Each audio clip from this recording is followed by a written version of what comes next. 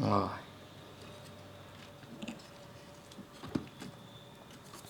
Bây giờ ta sẽ thử.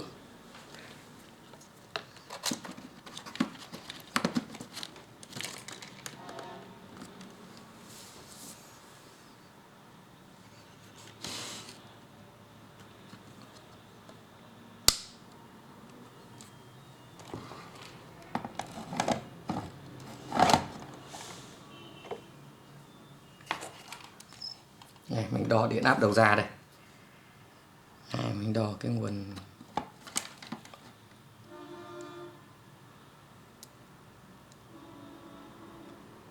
điện mình là điện an toàn đấy, nhưng mà vẫn phải là an toàn. Điện áp ra ổn định, không bị tự kích nữa rồi. Tên là đúng bệnh ở đây.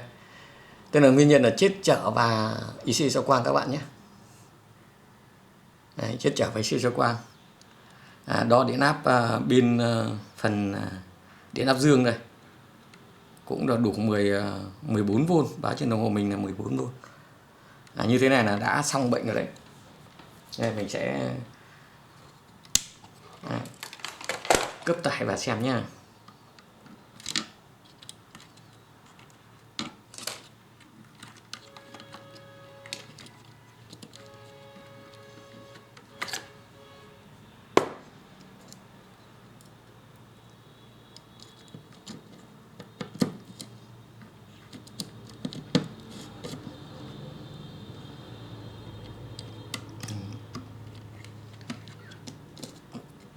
Bắt chéo hai con ốc để thử.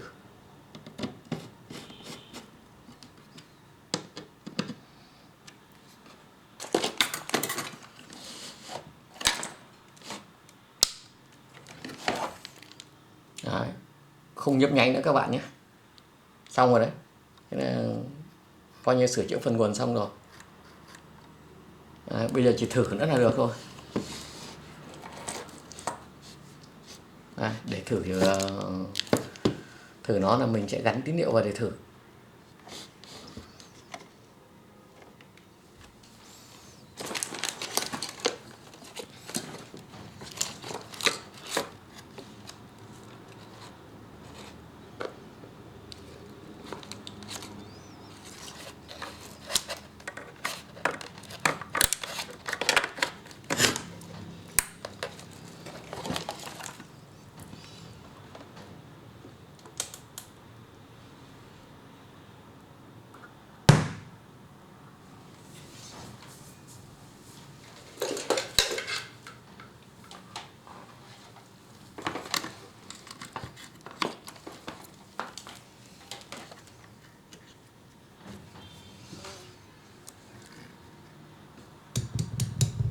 Để 1, 2, 3, 4. Mạch hoạt động bình thường.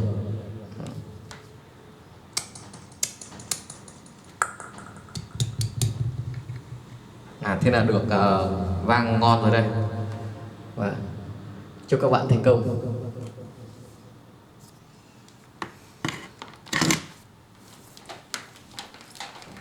Sang các video sau thì mình sẽ giới thiệu về cái mạch nguồn xung này.